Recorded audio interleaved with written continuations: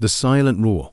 The hunger pangs were a roaring beast in the pit of her stomach, a sound far louder than her own voice could ever be. At barely 14, Alara dragged herself through the unforgiving urban landscape of Detroit.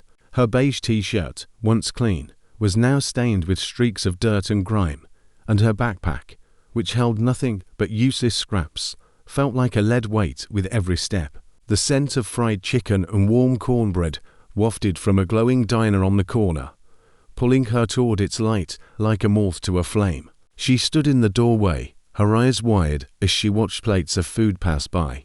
"Please," she whispered, her voice cracking.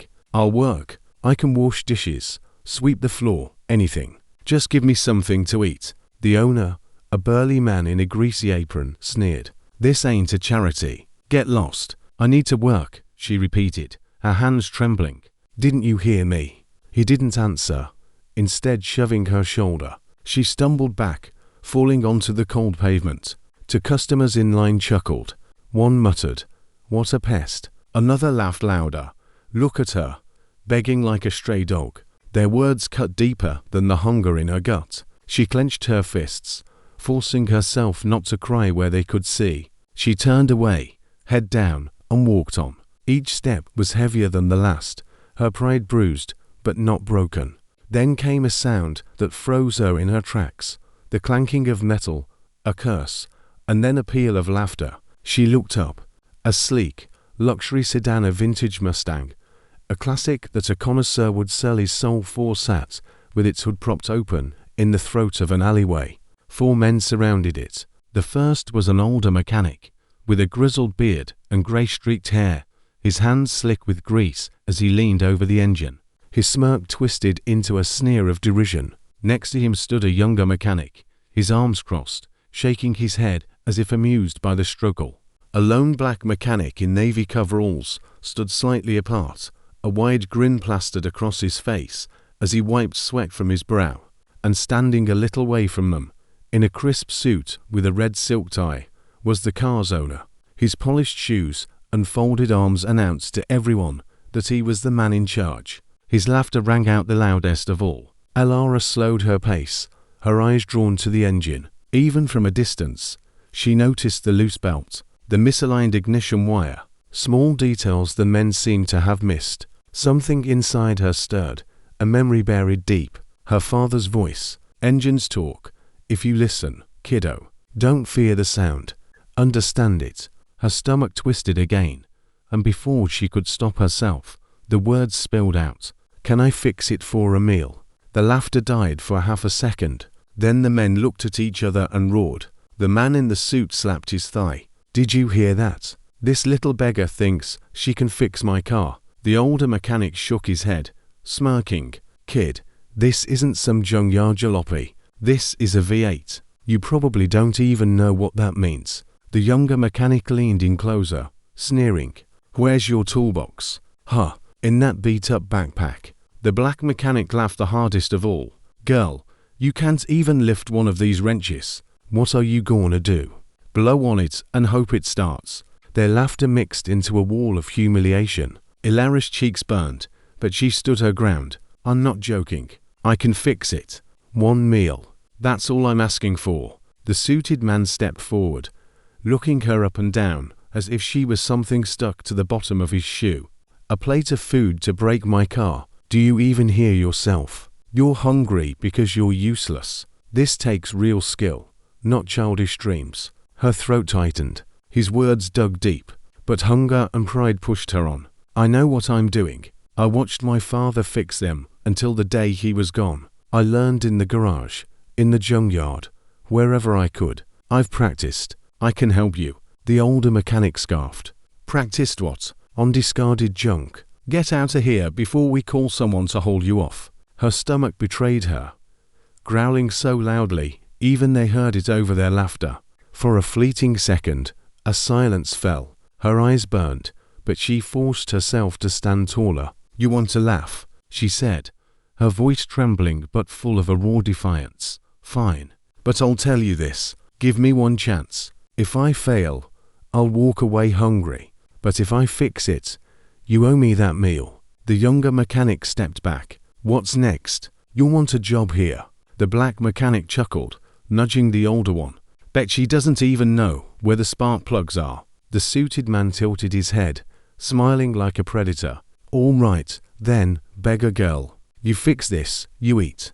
But when you fail, don't you dare cry. You asked for this. And he erupted in laughter again. The four men towering over her, their mockery as sharp as knives. The laughter of the four men echoed in the alleyway, but Ilera's voice cut through it like a blade. Give me one chance. That's all I'm asking for. The suited man smiled, his arms crossed. Fine, humorous. But when you fail, you walk away hungry. The younger mechanic grinned. This is gonna be good. The black mechanic leaned back against the workbench, chuckling. Kid, you're setting yourself up for this. The senior mechanic, his grizzled beard wet with sweat, handed her a wrench. Go on, kid. Show us. Her fingers wrapped around the tool. She leaned over the hood, the heat of the engine rolling up into her face. Her chest tightened, but she focused. Her father's voice was in her ear. Engines talk, if you listen. She spotted it immediately, a loose ignition wire. The belt slipped off its alignment. Her voice trembled, but she held steady. Your belt is misaligned. She didn't wait for them to comment. And the ignition wire isn't seated properly. That's why it won't start. The men's eyes widened for a beat. Then they laughed again. All except the older one. His smirk had faltered. She explained it to them. The belt is misaligned. That's why it keeps slipping off when you try to start it. And the ignition wire is loose. Whoever touched this last didn't tighten it right. The men fell silent for a beat. Then the younger mechanic snorted. Lucky guess. She ignored him. Her small hands moved quickly, pulling the loose wire and reseating it properly. She pushed the belt back into place. Her movements were practiced. There was no hesitation. The black mechanic watched her. Wait, she actually knows what she's doing. The older one stiffened, the smirk falling from his lips. That's the right placement. The suited man shifted uncomfortably, but forced another laugh. She's still bluffing. Start it, then. Let's see. She worked fast. Her small hands were steady. She reseated the wire, pressed the belt into place. Then she stepped back, wiping her brow. Try it now. The younger mechanic slipped into the driver's seat. Still grinning, he turned the key, ready to mock. But the engine roared to life, smooth and steady. The sound filled the alleyway like a lion's purr. Silence. The suited man's smile vanished. The black mechanic let out a low whistle. The younger one's jaw dropped, but the older mechanic just stared. His voice came low, almost a whisper. Who taught you that? She swallowed, clutching the wrench to her chest. My father. He used to fix them before he was gone. The old man's eyes narrowed. What was his name? Her lips trembled. David Carter. The wrench slipped from the senior mechanic's hand. It clattered against the concrete with a loud clang in the deafening silence. He stepped closer, his eyes burning into hers. David Carter. I knew that name. Never met him, but every mechanic around here did. People said he had hands of gold. He could make an engine sink. His voice trailed off. What happened to him? Her throat tightened. He got sick. Couldn't afford the treatment. It was a couple years ago. After that, I didn't have anywhere else to go. In that moment, the mocking voices were gone. The younger mechanic lowered his eyes. The black mechanic rubbed the back of his neck, shame washing over his face. Even the suited man was left with no clever remark. The older mechanic put a grease-stained hand on her shoulder.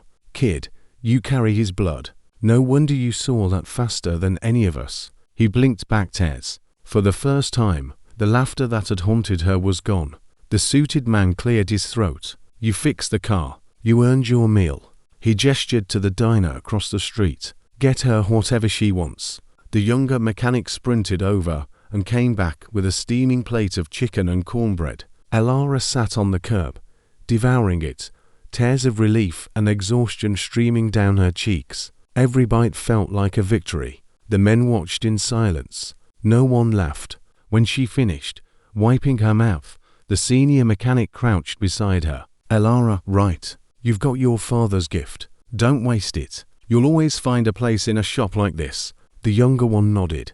Tomorrow, sweep the floor. Watch us work. You'll learn The black mechanic added softly. And you'll eat. You won't go hungry anymore. The senior mechanic finished, his voice full of a sudden, profound respect. Alara clutched her backpack straps, overwhelmed. She had walked in a starving beggar, laughed at and dismissed by 4 grown men. Now, she left full, with her honor restored and her father's legacy shining brightly in their eyes. The older mechanic watched her go, muttering to himself, "David, you'd be so proud."